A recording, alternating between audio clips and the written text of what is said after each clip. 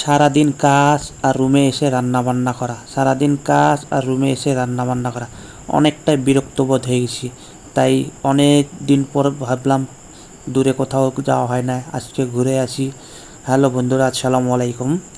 এই দেখেন, আজকে চলে আসলাম কুয়ালালামপুর, যেখানে চীনাহারিতে চীনার বিশাল বড় মেলা হয়। এটাই সেই জায়গা। তো এখন যেহেতু মেলার উৎসব কোনো আয়োজন নেই, এমনি ছোটোখাটো দোকান আছে চারপাশে, রাস্তাঘাট গাড়ি ঘোড়া সব আছে আর কি। তারপরও ভাবলাম প্রবাস জীবন, আপনারা তো জানেন প্রবাসে কত কষ্ট করতে হয়, সারাদিন কাজ করতে হয়, রুমে এসে রান্নাবান্না করতে হয়, নিজেকে পরিষ্কার করার জন্য যাবতীয় কাজকর্ম, বলতে গেলে একটা সংসারের দায়িত্ব, সব কাজ কিন্তু একটা পুরুষকে করতে হয় এই প্রবাস জীবনে। তো এই সব করতে করতে অনেকটা বোরিং লাগে। তাই মাঝে মাঝে নিজেকে বোরিংটা দূর করার জন্য একটু ভালো জায়গায় কেউ ঘুরতে সময় কাটায়। সময়ে অসময়ে হোক আর যে সময়ে হোক, নিজেকে ভালো রাখার জন্য এই আপনার এই সারাদিন কাজ শেষে একটু শহরে ঘোরাফেরা করলে মনটা অনেক ভালো হয়ে যায়।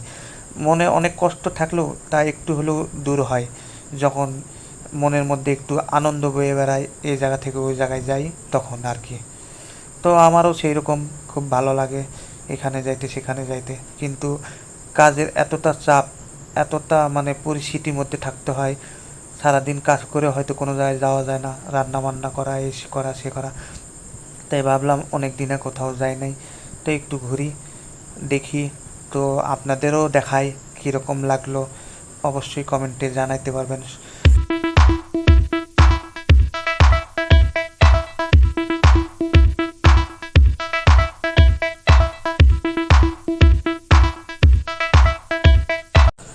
আর এই সেই স্বপ্নের প্রবাস, এখানে হাজারো মায়ের কোল খালি করে সব সন্তানেরা এখানে আসে শুধু নিজেকে স্বপ্ন পূরণ করার জন্য এবং ভাগ্য বদল করার জন্য। অনেক মায়া ত্যাগ করতে হয়, অনেক কষ্ট করতে হয়, অনেক পরিশ্রম করতে হয়।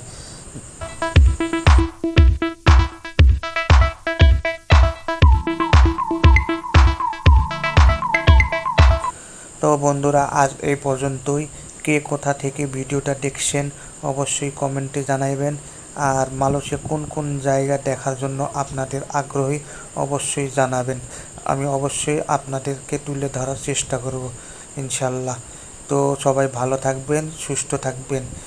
আর আমার মতো যারা হাজার হাজার প্রবাসীরা আছে তাদের জন্য অবশ্যই দোয়া করবেন। সবাই ভালো থাকবেন, সুস্থ থাকবেন। আল্লাহ হাফেজ।